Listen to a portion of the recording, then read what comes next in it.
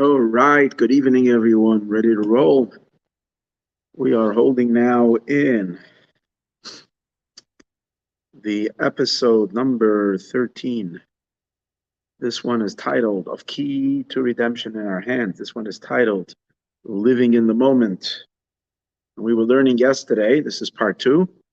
Yesterday, this is the Rebbe's Dvar Malchus talk on Pinchas. We were learning yesterday about the question why the lottery needed to speak. The lottery itself, the inanimate objects, the blocks of the lottery spoke, and they said the two this and this portion fell to be the lot of this and this tribe. And obviously this gave a lot of validity to the lottery, talking about the division of the land of Israel that went through lots. But the question we asked, you should listen to part one if you're listening to part two, that why wasn't it enough that there was a prophecy, kind of a ruach hakodesh, which means an announcement before the lotteries were done, saying exactly which lot was going to fall to each tribe. So it was clear already demonstration. Why did the lottery have to talk? So yesterday we learned that the reason the lottery was talking was because since the Torah says ach begoyrel, that the division of the land that needs to be, oops, forgot to turn this on, the better sound. There we are. So this is part number two in episode 13, Living in the Moment. Just repeating something because the recording, and I wanted to catch that. So we're holding over here discussing the lottery and the division of the land. The question was why the lottery itself needed to talk. We know an amazing miracle happened that the lottery was making an announcement. The lottery itself spoke.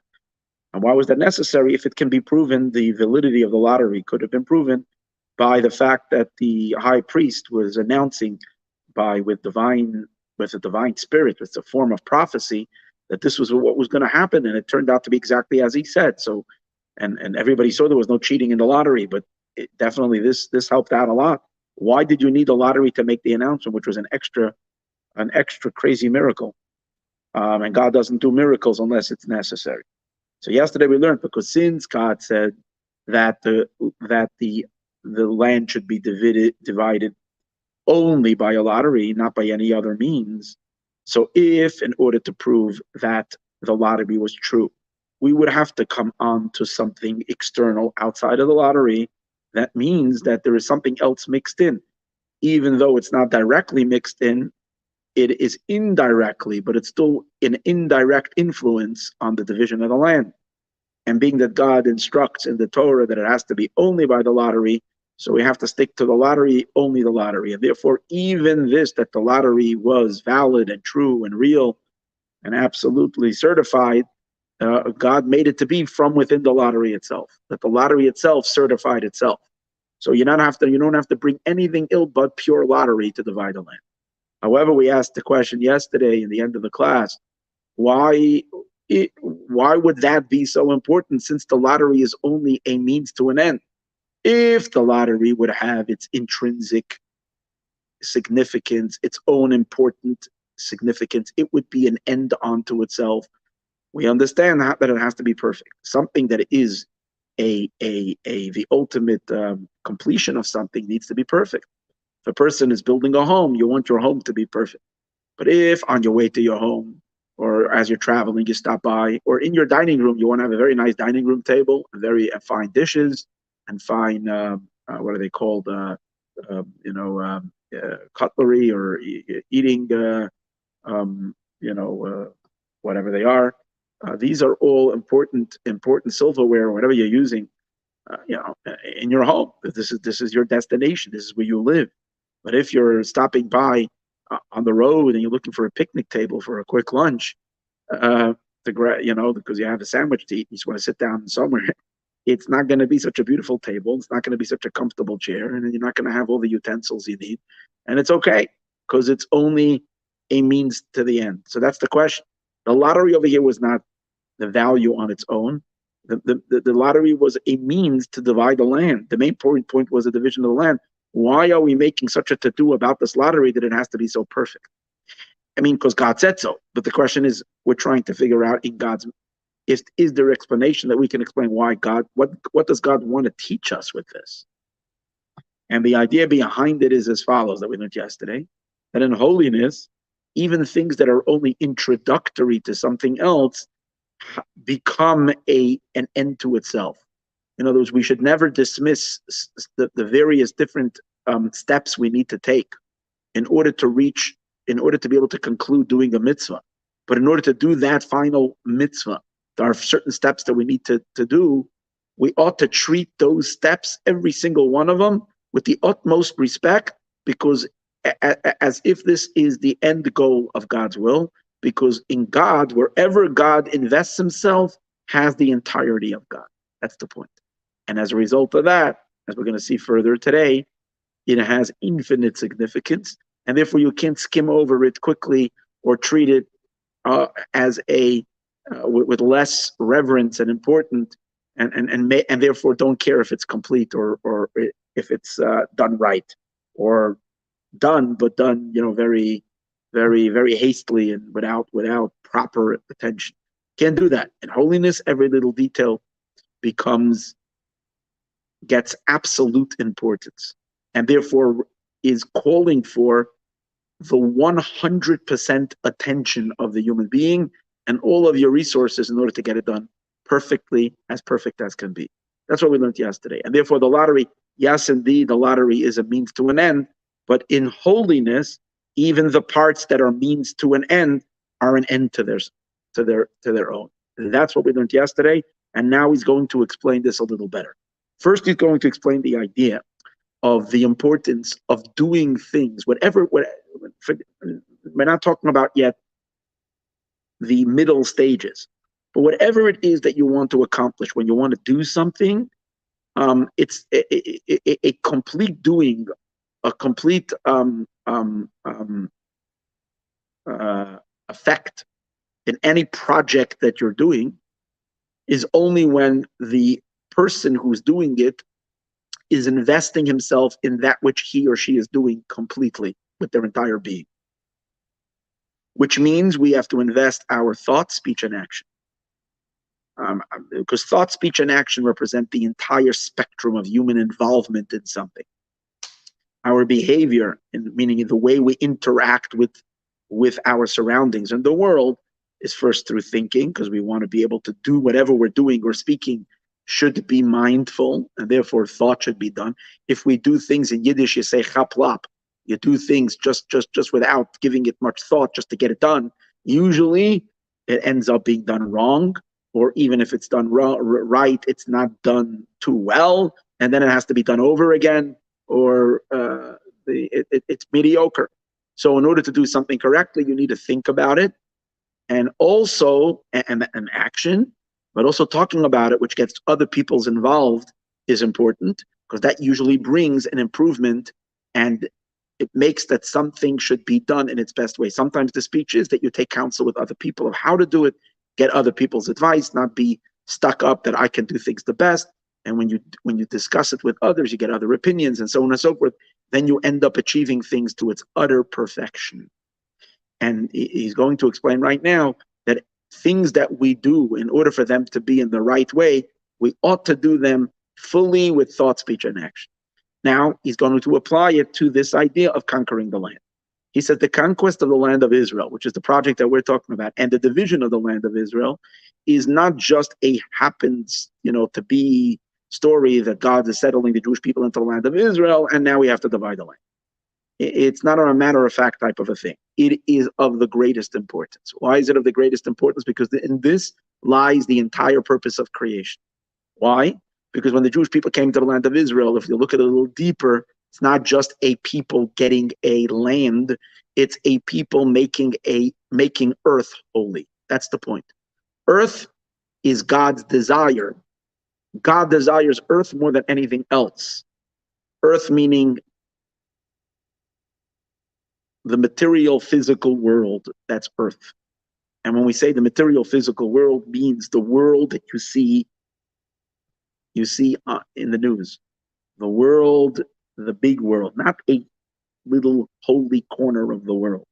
Oh, the world, the big bustling world, the world that when you, I don't know, when you open up any news station, anything, you look at CNN, Fox News, NBC, whatever, and anything you're looking at, the story, the entirety of all of creation, all the millions of people, the trends, the people, the stuff, the business world, the entertainment world, every aspect of earth needs to become eventually holy and godly and express the divine. Where did it all start? With a small piece of land. It starts with Israel. That's why people have such a hard time with Israel being belonging to the Jewish people, because once it starts with Israel, it eventually spreads throughout the entire world. God needs a landing point. And the landing point in this world, God was banished from this world. After the sin of Adam and Eve, God was banished from this world. And mankind did not want to receive him because they did not want to live their lives in obedience and in service and in acknowledgement and in gratitude and in recognition to their creator. They did not want to. And then Abraham was the one who started it. But then when Abraham turns into a nation, the first objective is take a piece of the world, cut a slice of the world, and make it into a place that's responsive to God's will. God's will is implemented in that place. And that's what it means. The Jews coming into the land of Israel, taking possession of the land, taking a Gentile land, which till that point, the Gentiles were all pagans, uninterested in recognizing a monotheistic and one God, creator of heaven and earth. And now it needed to change. And a land was going to become a staging place for mitzvahs to be done, for God's will to be implemented. But through all the mitzvahs that would be done in the land of Israel, many of them agriculture, meaning associated literally with earth and with the land. And its crown achievement would be that we will actually build a city and then a capital city for God, and then an actual palace and a home where God can actually dwell in. And that was the Holy Temple. And from God's dwelling in the Holy Temple, his vibrations and consciousness of the divine would reach the four corners of the earth, and it would cause even the farthest of places to recognize it. It might take thousands of years, like we are expecting in the Messianic age, when the entire world will unify in service of God for all of eternity. But earth will become holy. That's the objective. So it all begins with the Jewish people conquering the land. The Rebbe says like this. So this is the project, and this is a very important project. Now, when this in order for this project to be done correctly, and more importantly, in order for it to be done thoroughly, there needs to be a complete, a wholesomeness and a fullness in both the land that is conquered and also in the people that are conquering, and and for whoever they're conquering it for, which is in this case to bring God into the world. You want to be able to allow God to manifest himself with all of his features. Not only one aspect of the divine should find expression in one aspect of earth, but earth in all of its entirety should become a home and therefore fully hospitable to God in God's entirety. So how does that work? So first of all, regarding the land of Israel, it was important that the entire land be conquered. The entire land should be conquered. And we understand if certain swaths of land, pieces of land would not become the land of Israel, it would remain the land of the pagans.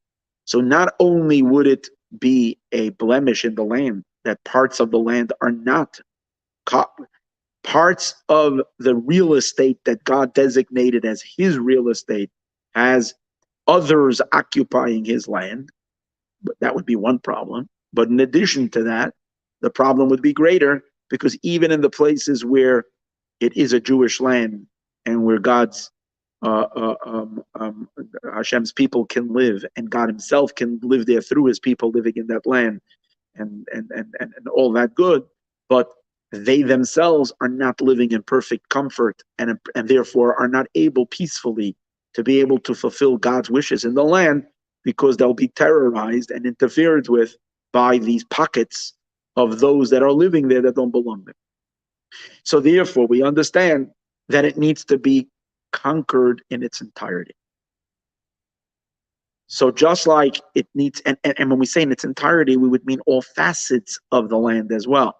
Meaning it can't only be that we're running the economics from a Jewish perspective, but the education is still being run by a pagan administrator. That wouldn't work. Because when you're talking on earth, you don't mean just earth.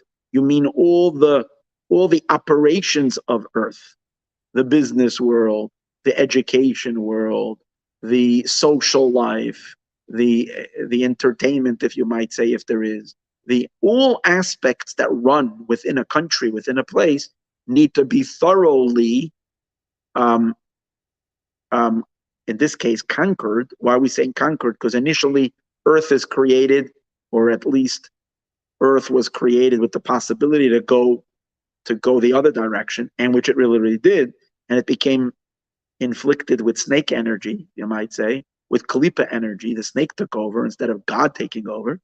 And now the snake needs to be banished and God needs to be replaced. That's why we're calling it a conquest. So the conquering has to happen in all aspects of life.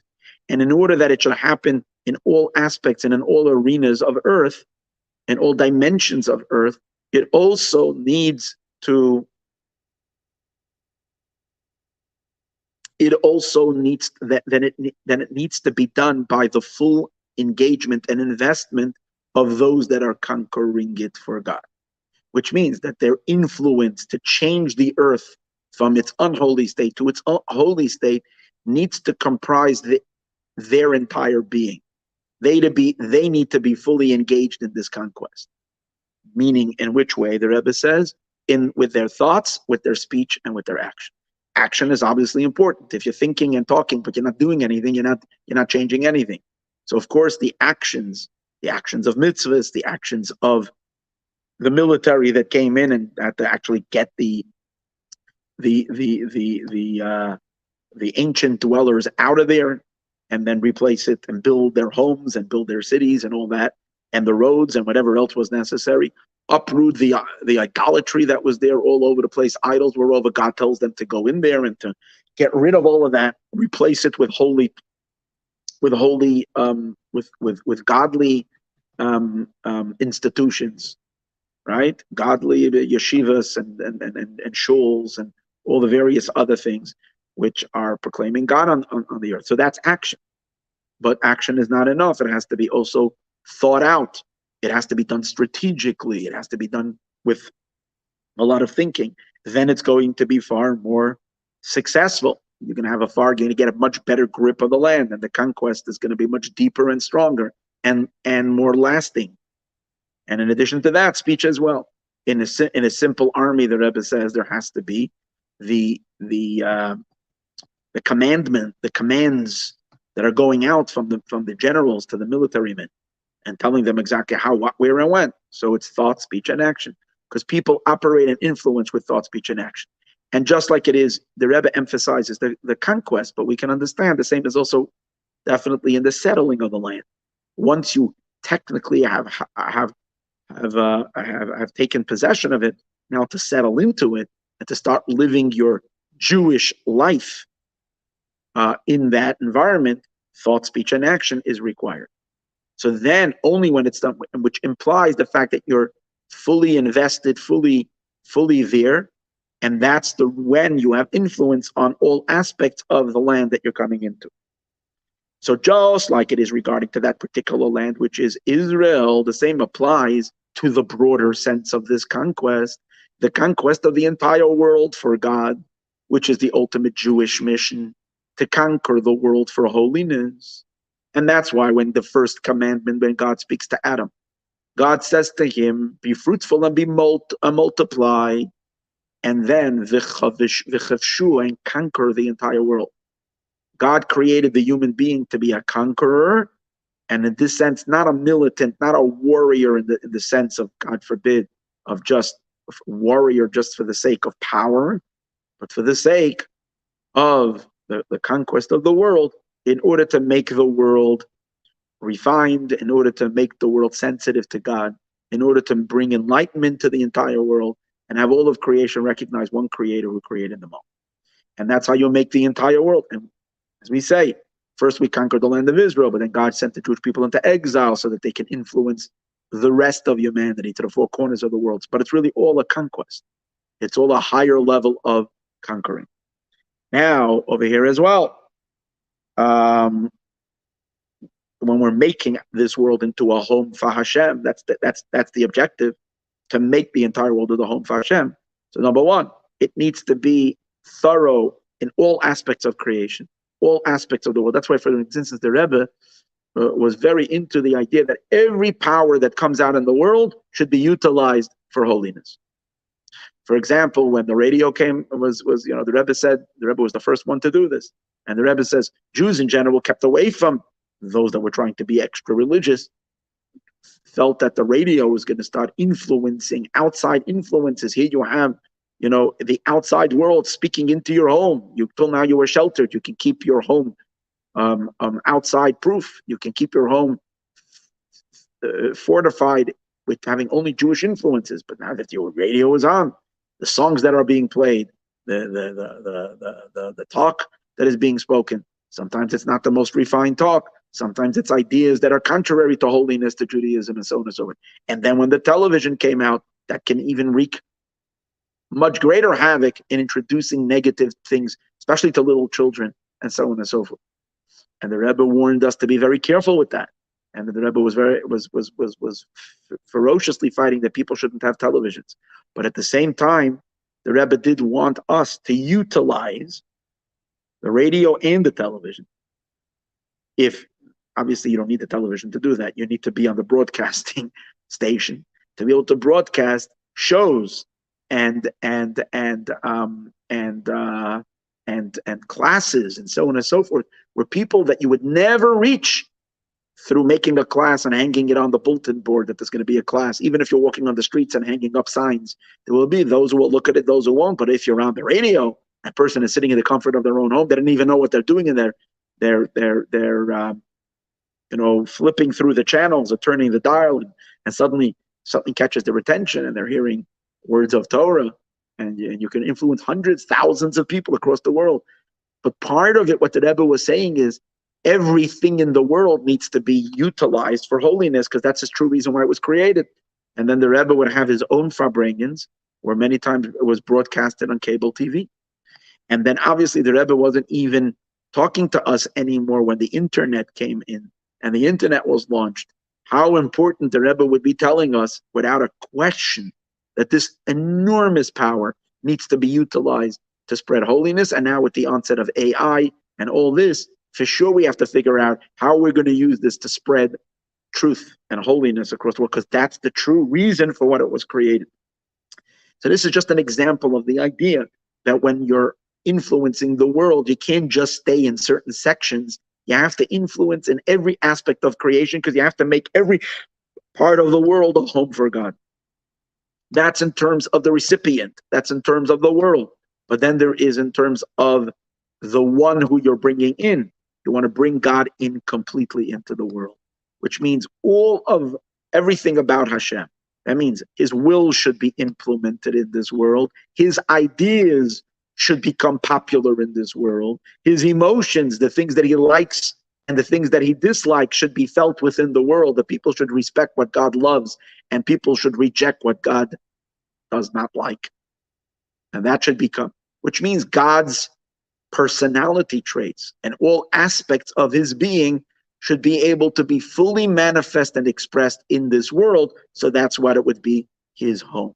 Everybody understands, in my house, in my personal home, I don't have to accept that they want us today in this crazy world. They don't even want us to think anything else other than what people, some people in society decided everybody must love. Everybody must love transgenderism. And if you don't love it in your heart of your hearts, you are an evil monster, a despicable human being worthy of the death penalty, God forbid. That's actually where it's coming from. So, but the truth is, we all understand that, you know what? You attack me on the street if I'm not carrying a pride flag, fine. But if in my own home, it's my house. This is my space. In my own home, I can run it. I can put my Jewish things over there. I can have my holy books. I can have my mezuzah, and I can walk around and say it clearly, proudly, loudly that marriage is between a man and a woman, and no other monkey business is the way it should be, because God doesn't approve of it, and God is the ruler of the world. In my own home, I can say. I know there are people that might get upset, but that's fine. But still, it's your house. It's my home. Everybody, their space, they run it according to what they want and what they like. So if we turn the entire world into God's home, that means God should be adhered to and listened to and felt in all aspects of him, his will, his opinions, his likes, his dislikes. Everything should be respected the way God wants. And that's the way it is going to be when Mashiach comes. The whole world will be sensitive to God's will. Now there's still confusion. And now there are still pockets of resistance, of course. But it's all going to change, Bezrat Hashem, as a result of the lights turning on very close. But the preparation work we do now. And that work, so again, we need to reach every aspect, every element of the world needs to be made holy. And we have to enable that every aspect of the divine spectrum, of every aspect of divinity should be able to express itself in our world.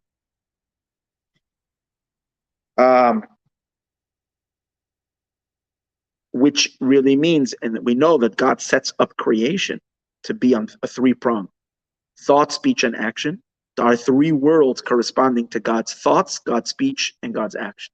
There is spiritually a world called Olam HaBriya, which is animated and stimulated and interacting with God's thoughts. Then there is a world of Yetzirah, which is interacting with God's speech. And then there is our material physical world, which is connected to God's actions. So thought, speech, and action. And we want to enable all these three worlds to be synced up with God's thought, speech, and action. In order for that to happen, that our entire planet and the world should become completely synchronized with God to the fullest extent, and Hashem should be able, and holiness should be able to express itself fully in this world, the Jewish people, who are the mediators and the ones that were appointed by Hashem to bring and make this happen, the Jewish people then need to do their work with thought, speech, and action. For that, God gave us the Torah and the mitzvot, and the way we do Torah and mitzvot engages and involves our thought, speech, and action.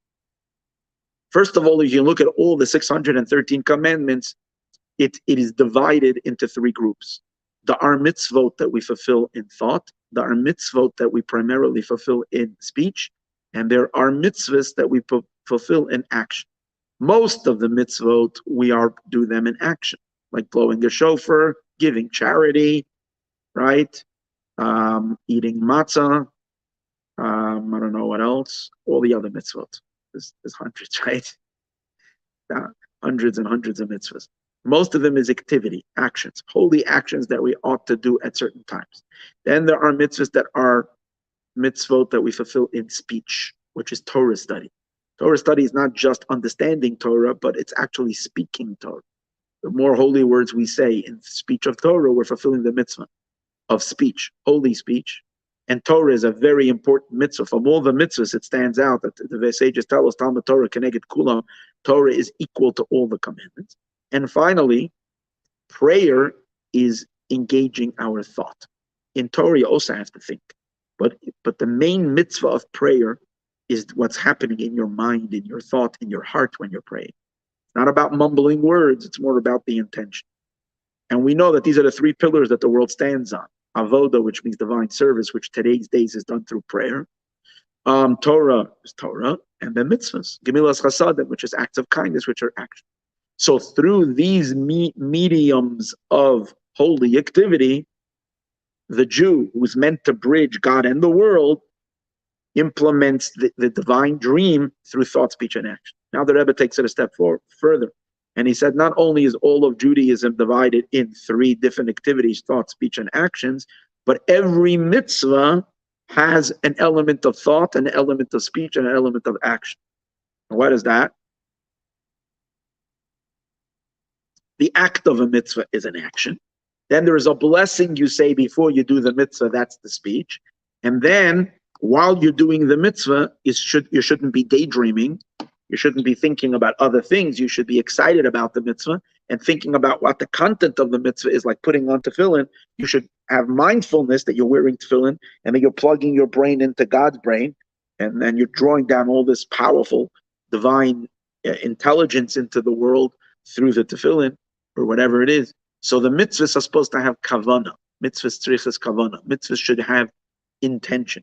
So therefore you can see how each mitzvah itself has elements of thought, speech, and action. Although there are certain mitzvahs that the main element, the main emphasis is the thought. There are certain, like in prayer, certain mitzvahs where the main emphasis is the speech, like in Torah, and certain mitzvahs where the main emphasis is the action. But yet, in order for the mitzvah to be done bishleimus means in completion, in a wholesome way, one should do the mitzvah with thought, speech, and action. Especially the Rebbe adds just a short little line here. He says, if you want to do mitzvahs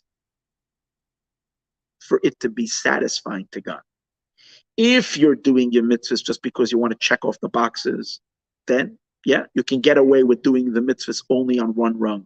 Just the action, you fulfilled your mitzvah. We're not obligating you to do it again. But if it's not about you getting reward and checking off the boxes, but it's about you really fulfilling God's intentions, then every mitzvah you should be fully engaged in thought, speech, and action in every mitzvah. And he gives the example. The main engine of all the mitzvot is love of Hashem. As the Zohar says, less pulchana kepulchana derech musa, which means there isn't any service like the service of love. That the main energy in our service should be love. And by love, we say in the Shema, you should love God with all your heart, all your soul, and all your being, and all your mind. Which means give it all you've got. That's connected to the 3 dimensions of thought, speech, and action. So just like the love should be with your entire being, every action you're doing, you should do it with your full self. And when we are doing it with our full self, then we are actually influencing the world completely. And we're bringing all of God into all of creation. So we can do mitzvahs, but when you really want to fulfill the amazing honor that God has given every single person, and particularly every single Jew, this particular great kibbud, this complete honoree, that you have been honored with the task, with this unique mission to make this world into a home for God, to change the dynamics of creation. So we should take our task seriously and do it wholeheartedly and be completely invested with thought, speech, and action. And when we do that, then it's going to have so much of a greater influence. It's going to be so much deeper. So now, based on that, we can understand why, going back, why the Gorel, the lottery, was talking. Because now we're going to attach the first idea that we spoke to the second idea. It's really 2 separate ideas we're talking about. First idea that we spoke about was that introductions to a mitzvah, to something holy, should be treated not as something that you run through, but something that has significance unto itself. Second idea that we spoke, that when you're doing something godly in this world, it is only right that we do it with our entire being. And what does it mean, our entire influence and being? Is to do something with our thoughts, our speech, and our action. Now we take the 2 things and we merge them together. And we say, not only is the final product, what's the final product? In this case, conquering the world, transforming it and making it into a home for God, that needs to be done wholesomely, with thought, speech, and action in order for it to be complete. Well, now we're saying that even the introductory things that we do that are not yet making the home for God, but they are kind of the stages that we need to do before we can make the world holy. So these are just kind of like a couple of steps on the way. So these over here, we might think we can relax and we can kind of do them, just get them done without investing too much of our energies into it. Maybe we're thinking we want to reserve our energy and our real passion for the real thing that's coming at the end. So we don't want to get depleted, and therefore we do the introductory things without too much investment. So we say no. The lottery as well needed to be perfect, even though the lottery was not yet the conquering of the land. After they finished the lottery, they didn't even begin the conquest. They only knew that after they had the lottery, who's going to get which piece of land after they conquer. They didn't even start to conquer. But it was an important piece. Without doing this first, the people wouldn't know what they're going for. They probably wouldn't do the conquering too well. So they needed to first rest assured that each one has their portion, each one knows what it is, and so on and so on, and then they can get the business. So since this was a prerequisite and a stage that was necessary, it too needed to be done with thought, speech, and action. It needed to be done with wholesomeness. And therefore, now, so here the Rebbe interjects, and he says, this idea that something that's, by the way, we're holding now in chapter 7, for anybody that wants to know where we're holding. So the Rebbe says like this, from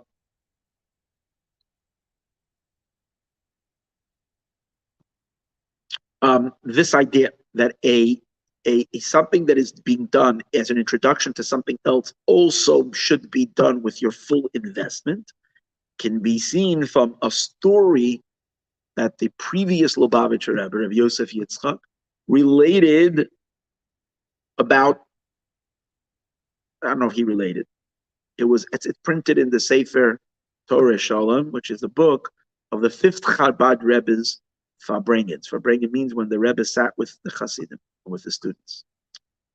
So during one of these Farbrengens, the 5th Rebbe, Reb Shalom Dvar, known as the Rebbe Rashab, was going to say a discourse. Now, the Hasidic discourse. Now, the Hasidic discourse was always the highlight of every gathering. Everybody knew that this is purely divine transmission. This was like the Holy of the Holies. As an introduction to it, the custom is that the Hasidim, to prepare themselves mentally, emotionally, would sing a song, and spiritually would sing a song. And the song was a meditative song. It wasn't just singing a song. It was a deep meditative song. And through the meditation of the song, you would kind of bring yourself into a higher place, a place of calmness, a place of openness. And if you need to do a little tshuva, rectification to clear the thing, the song would help you do that as well. And then you would be conditioned to be able to receive now this holy transmission. One time, I guess things were getting a little late, and I'm not exactly sure. So they were singing, the Rebbe noticed that when they were singing the introductory song, so in Chabad, there's certain songs that are sung as an introduction to the mimer. So as they were singing the song, the Rebbe noticed that they were singing it in a haste. They were rushing through it. I think a little faster. So he stopped them.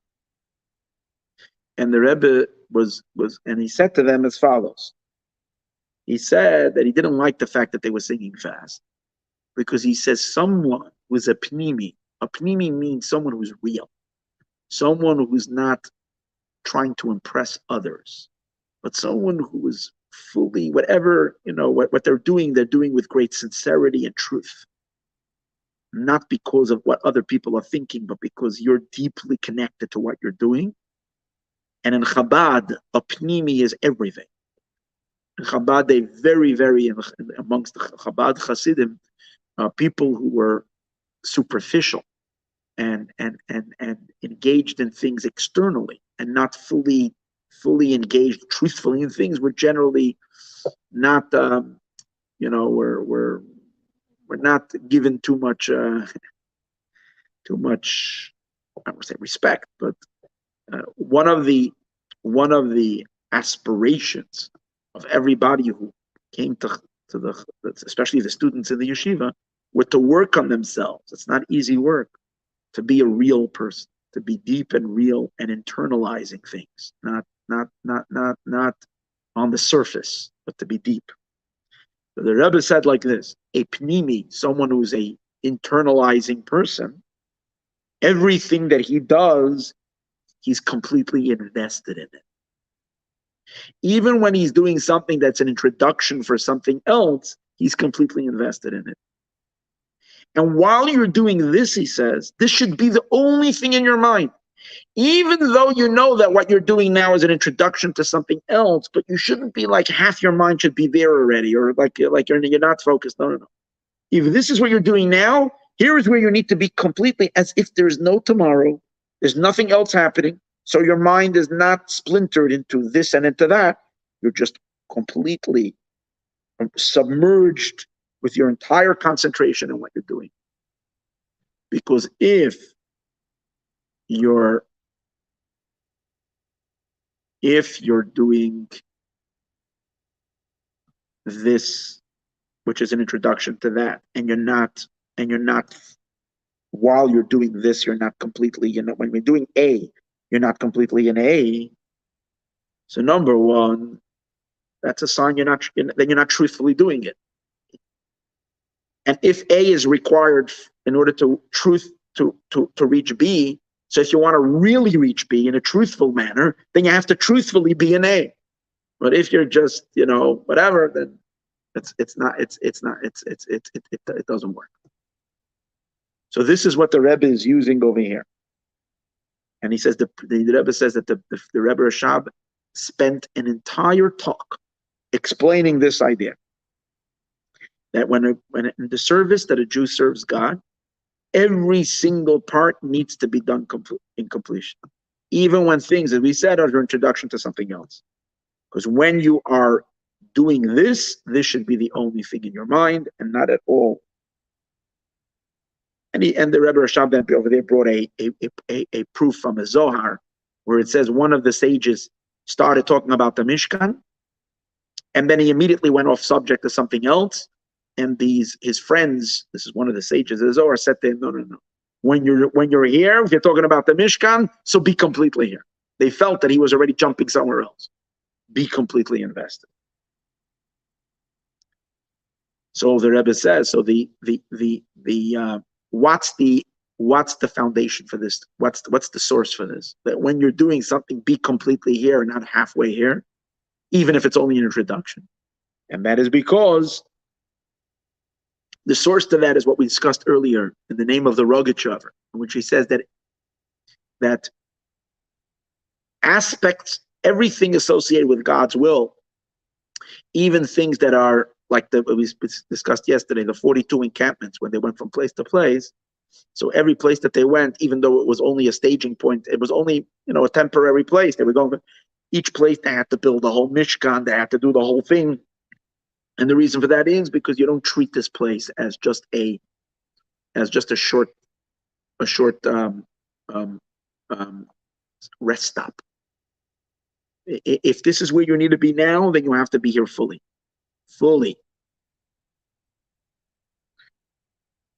So now, based on all of this, the Rebbe says, now we'll understand why the Goro had to talk.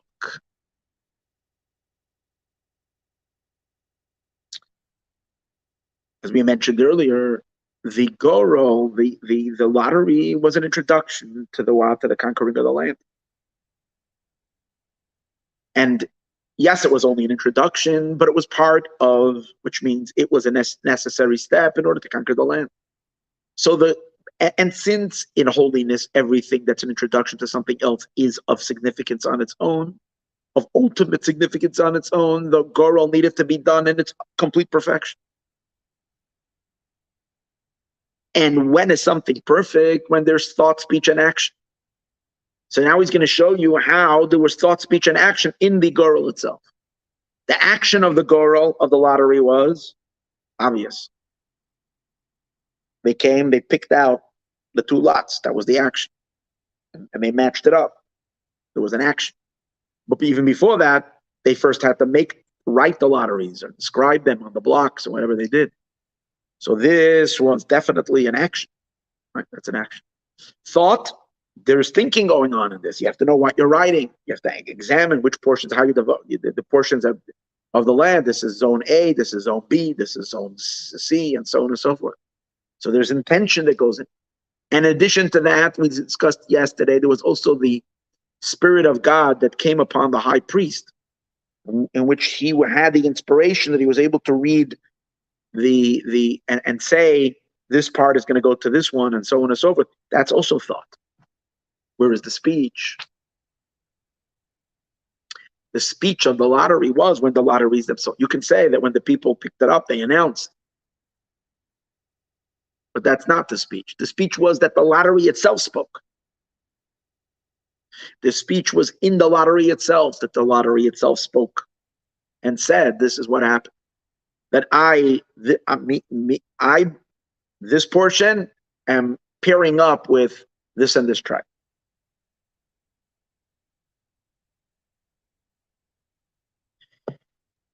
Well, now now which part of it was the miracle? The action of the lottery, the thought of the lottery was not miraculous. That was the speech was the miracle part, that the lottery spoke. Why did the perfection of the lottery prove itself? Again, we're saying the lottery is perfect from the fact that you didn't need to certify it from an outside source. It was self-certifying, but that was through the speech part. Why? So because the Rebbe says thought and action you couldn't do without. Without action, you don't have a lottery. Without thought, you don't either have the lottery. But the speech was unnecessary. You can get away without the speech. So by the fact that you're adding speech into it, so the speech is here, the speech is being added in order that the lottery should be perfect. That's why, because it was the only part that was not necessary, that's why the speech brought out the perfection of the lottery. And but the teaching behind it is very, very powerful. Number one, everything you do needs to be done with all of you. And to which extreme? Even where you're only holding by an introduction.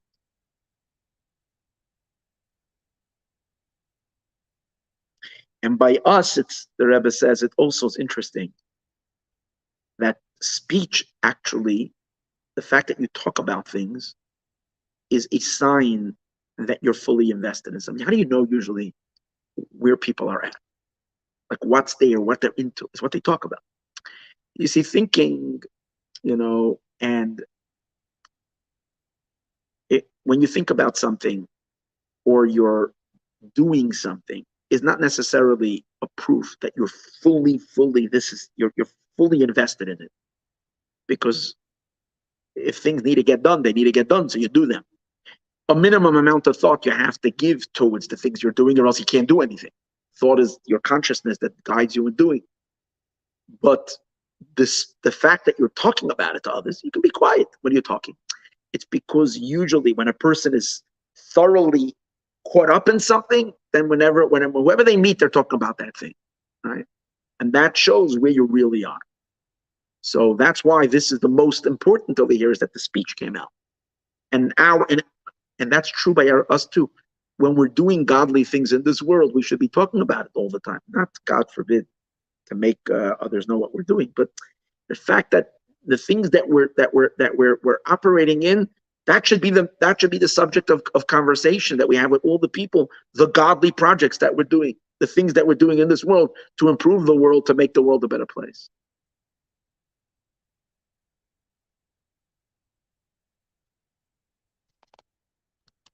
Now in chapter 9, Okay, now let's see where this is all going. The Rebbe is going to take all of this to explain the significance of where we stand today's days, right before the coming of Mashiach, where we are still doing work in the exile. And over here, it's possible that we will look at the work that we're doing now. You know, one of the things that we find in earlier times in history, whenever there was a messianic fervor amongst the Jewish people, there were a lot of times situations when people packed their bags and they kind of sold their properties and were all ready to go make Aliyah to Israel.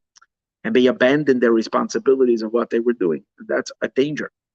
It's so interesting how the Rebbe is with all the fire that the Rebbe is firing us up about Mashiach about to come. At the same time, the Rebbe is making sure that we're fully positioned and fully engaged and wherever we are. For example, the Rebbe has thousands of shluchim across the entire world.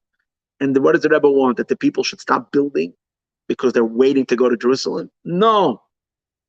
Open up a new mikveh, open up a new yeshiva, open up a new school, expand your shul, make your programs bigger. Where? In Australia, in New Zealand, in Africa, in England, in France, in California, wherever you are, in all those places. We're all leaving. We're going to the land of Israel. What's the point? Now you're here. Do it with all your heart and all your being. Machdo Eretz Yisrael, as we're going to see, make over here the land of Israel. And that is a prerequisite for being able to build the Israel in its greatest building, in its greatest construction. As we shall see, Be'ezrat Hashem in the next class. So we're holding by chapter 9. We're going to conclude this Be'ezrat Hashem tomorrow. 9, 10, 11, 12, 13, okay, 14. We're going to have to do a lot tomorrow. Okay, thanks.